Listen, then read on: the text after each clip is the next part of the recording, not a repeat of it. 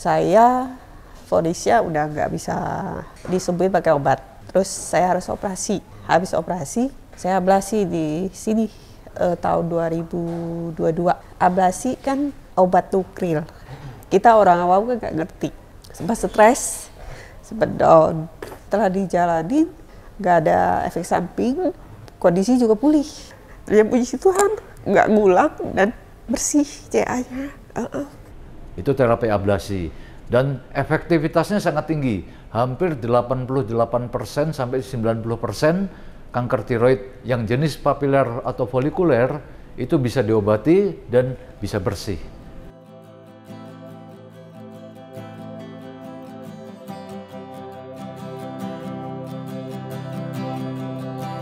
Saya namanya Oiken dari Kalimantan, Pontianak. Usia sekarang 47. Saya tahunya tiroid tahun 2021 bulan September. Diagnosanya sama dokter Eko Purnomo. Saya vonisnya udah nggak bisa disembuhin pakai obat. Terus saya harus operasi. Habis operasi, saya ablasi di sini tahun 2022.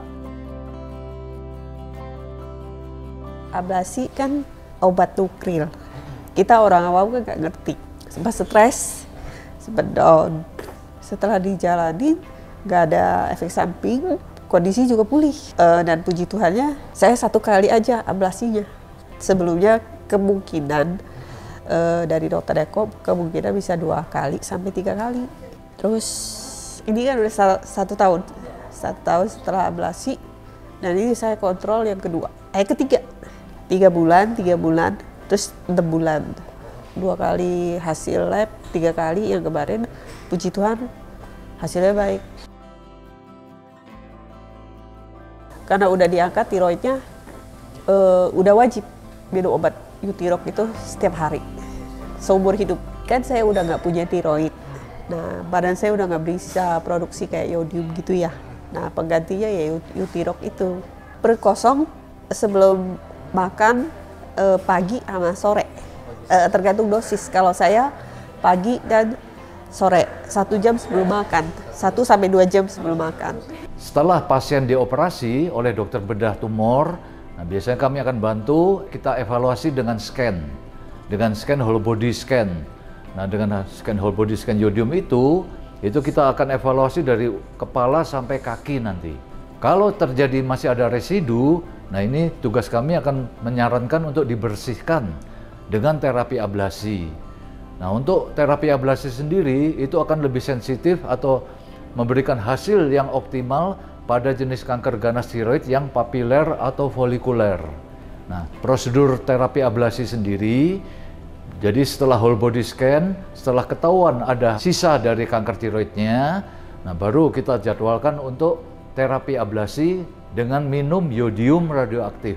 Jadi saya tekankan hanya minum iodium radioaktif, bukan disuntik-suntikan atau diinfuskan. Sangat nyaman karena hanya metodenya diminumkan.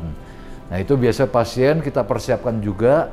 Biasanya kita tetap stop hasil laut atau iodium yang dikonsumsi pasien kita kurangi atau kita hentikan dulu.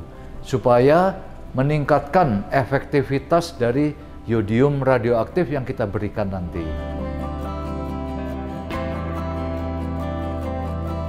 Ya, terapi kan kita dikasih obat. Ditetesin, kita minum sendiri. Habis itu kita kan isolasi karena radiasi ya. Udah pasti tiap hari down. Ngebayangin itu kembali takut tuh, kimia, ya kan? Dimasukin ke badan. Terus orang-orang gak boleh deket. Badan jadi kayak apa? Parah banget sih. Pokoknya nggak nyaman dari kondisi normal. Tapi dijalanin sih, puji Tuhan sih. Yang penting sehat. Saya sendiri juga gak nyangka sih.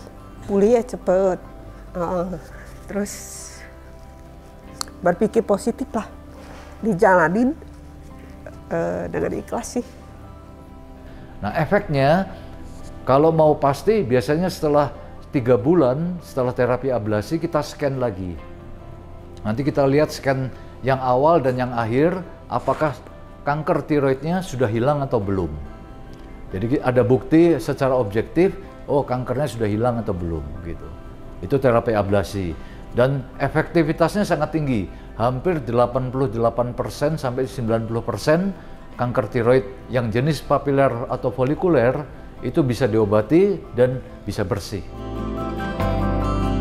Terima kasih lewat Dokter Eko saya bisa sembuh. Dokter Eko sangat mensupport. Apa yang kita tanya selalu respon dengan baik. Puji Tuhan sekali bisa ketemu Dokter Eko. Cuma saya nggak nyangka.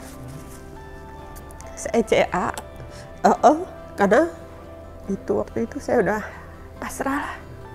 Berharap benar-benar juga dari ablasi 1 kali. Ternyata puji Tuhan nggak ngulang dan bersih CA-nya.